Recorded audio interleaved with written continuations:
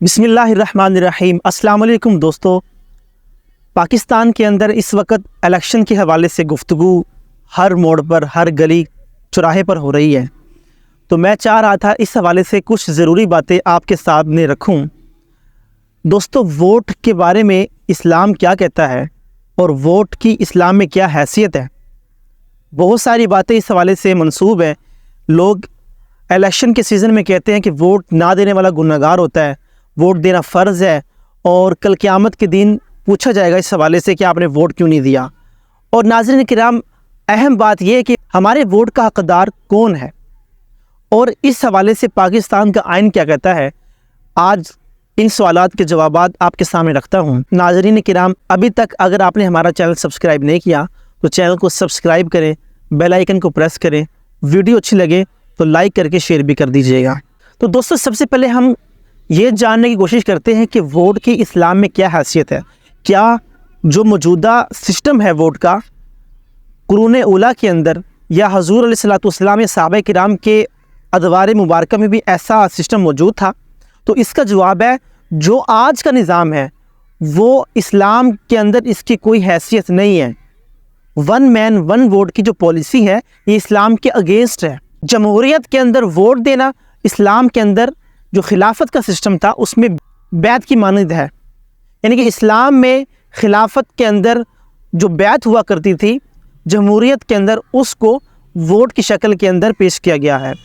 لیکن اس کے اندر ڈفرنس یہ ہے، خلافت کے اندر بیعت لی جاتی تھی تو وہ مخصوص افراد ہوا کرتے تھے جو کہ صاحب علم، صاحب سیرت، کردار کے حوالے سے، اور جن کی نظر ہوا کرتی تھی، جو کہ حق اور باطل کی پہچان کیا کرتے تھے، جو یہ بات جانتے تھے کہ ہم نے اگر کسی کی بیعت کرنی ہے تو وہ کن شرائط پر کرنی ہے۔ آپ کو یاد ہوگا کہ یزید جو تھا وہ ایک بیعت ہی کی خاطر اس نے صحابہ کرام اور امام حسین رضی اللہ تعالیٰ عنہ کے کئی شہزادوں کو راہ پر شہید کر دیا گیا، لیکن حضرت امام حسین رضی اللہ تعالیٰ عنہ نے اس ملعون کی بیعت نہیں کی۔ اسلام کے اندر بیعت کی حیثیت ہے، ووٹ کی جو آج کل کے دور کے اندر حیثیت ہے اس کی کوئی حیثیت نہیں ہے، اس کی کوئی ویلیو نہیں ہے، اس کی کوئی حقیقت نہیں ہے، کیونکہ یہاں پر ووٹ دینے کے لیے جو لوازمات ہیں وہ آپ کا شناختی کارڈ ہونا چاہیے۔ یعنی کہ انسان ایک پاگل بھی ہے، وہ عقل نہیں رکھتا، لیکن اگر اس کے پاس شناختی کارڈ ہے تو وہ ووٹ دینے کا حق رکھتا ہے۔ وہ اس حوالے سے نہیں جانتا کہ یار میں جس کو ووٹ دے رہا ہوں وہ کوئی ظالم ہے، وہ نیک ہے، وہ حقدار ہے یا نہیں، اس حوالے سے اس کے پاس اتنا علم ہے یا نہیں، وہ اس حوالے سے کچھ اس کو رابطہ نہیں، لنک نہیں ہے۔ لیکن اگر اس کے پاس شناختی کارڈ ہے تو ووٹ دینے کا حقدار وہ ہے۔ لیکن اسلام کی یہ جو ہے اسلام کے خلاف ہے۔ ناظرین کرام، دوسرا سوال یہ کہ کیا ووٹ نہ دینے والا گنہگار ہوتا ہے؟ تو ایسی بات نہیں ہے، یہ ہمارے لوگوں کی اپنی بنائی ہوئی بات ہے کہ ووٹ فرض ہے، نہ دینے والا گنہگار ہوگا، قیامت کے دن اس حوالے سے پوچھ ہوگی۔ ہاں، اگر آپ نے کسی کو ووٹ دیا ہے اور وہ آپ جانتے ہو کہ وہ ظالم ہے، پھر بھی آپ نے اس کو ووٹ دے دیا تو اس حوالے سے ضرور آپ سے پوچھا جائے گا۔ یہ نہیں پوچھا جائے گا کہ آپ نے اس کو ووٹ کیوں نہیں دیا، لیکن اگر آپ نے ظالم کو ووٹ دے دیا تو وہ جتنے بھی ظلم کرے گا آپ اس میں اس کے ظلم کے اندر شریک ہوگے، آپ بھی مجرم ہوگے، اور کل قیامت کے دن آپ سے پوچھا جائے گا کہ آپ نے ایک ظالم کو ووٹ کیوں دیا ہے۔ اب ہمارے ووٹ کا حقدار کون ہے اس حوالے سے ہم جانتے ہیں۔ تو ناظرین کرام، سب سے پہلے یاد رکھیں، پاکستان اسلام کے نام پر بنا ہے، اس کی بنیادوں کے اندر مسلمانوں کا خون ہے۔ تو ناظرین کرام، پاکستان اسلام کے نام پر حاصل کیا گیا ملک ہے، اور اس کے قانون کے اندر جو پہلا آرٹیکل ہے وہ یہ ہے کہ اسلام ہی اس کا سرکاری مذہب ہوگا، اور اس میں جو اقتدار اعلیٰ ہے، حاکمیت اعلیٰ ہے، اللہ رب العالمین کی ہے، اور اس کے اندر کوئی ایسا قانون جو کہ اسلام کے خلاف ہوگا، قرآن و سنت کے خلاف ہوگا، وہ رائج نہیں کیا جائے گا۔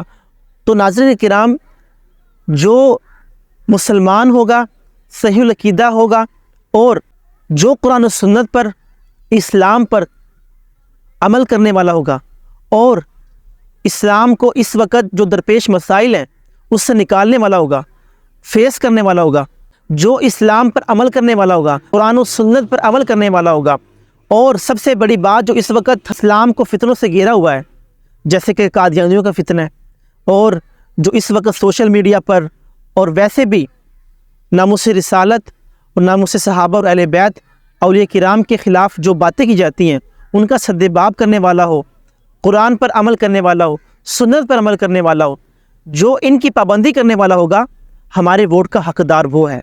وہ نہیں ہوگا کہ جو قرآن و سنت کے خلاف ہو۔ حضرت ابوبکر صدیق رضی اللہ تعالیٰ عنہ نے اپنے پہلے خطبہ خلافت کے اندر، جب خلافت کا جو پہلا خطبہ دینے لگے تھے، آپ نے یہ اعلان کیا تھا کہ لوگوں، اگر میں قرآن و سنت کے خلاف جاؤں تو آپ میری اطاعت نہ کرنا۔ اب بھی یہی قاعدہ ہے کہ جو اللہ اور اس کے رسول اور دین کی محبت اور درد رکھنے والا ہوگا، ہمارے ووٹ کا حقدار وہی ہے۔ اس حوالے سے پاکستان کا آئین کیا کہتا ہے؟ تو دوستو، میں آپ کو یہ ریکمینڈ کروں گا کہ لازمی پاکستان کا آئین پڑھیں۔ آپ کو پاکستان کے آئین میں یہ بات ملے گی کہ جو بندہ جھوٹ بولنے والا ہو، جو وعدہ خلافی کرنے والا ہو، وہ تو پاکستان کی پارلیمنٹ کا ممبر ہی نہیں بن سکتا۔ یہ پاکستان کے آئین میں لکھا ہوا ہے۔ جو بندہ وفادار نہیں ہوگا، دھوکے باز ہوگا، جھوٹ بولنے والا ہوگا، غدار ہوگا، وہ پاکستان کے آئین کے مطابق وہ پاکستان کی پارلیمنٹ کا ممبر نہیں بن سکتا۔ جب وہ پاکستان کی پارلیمنٹ کا ممبر ہی نہیں بن سکتا تو وہ ہمارے ووٹ کا حقدار بھی نہیں بن سکتا۔ ووٹ آپ دو گے تو وہ ممبر بنے گا نا۔ تو جب آپ کو پتہ ہوگا کہ یار میں نے کس کو ووٹ دینا، کس کو نہیں دینا، تبدیلی تبھی آئے گی۔ اور تبدیلی جب آئے گی جب آپ کے اندر شعور ہوگا، جب آپ کو پتہ ہوگا کہ یار میں نے حق اور باطل کے اندر پہچان کر کے ووٹ دینا ہے۔ ایسا نہیں کہ آپ نے کسی سے پیسے لیے اور آپ نے ووٹ دے دیا۔ اگر آپ نے ایسا کیا تو اگر آپ نے ظالم کو ووٹ دیا تو آپ بھی اس کے جرم کے اندر شریک ہوں گے۔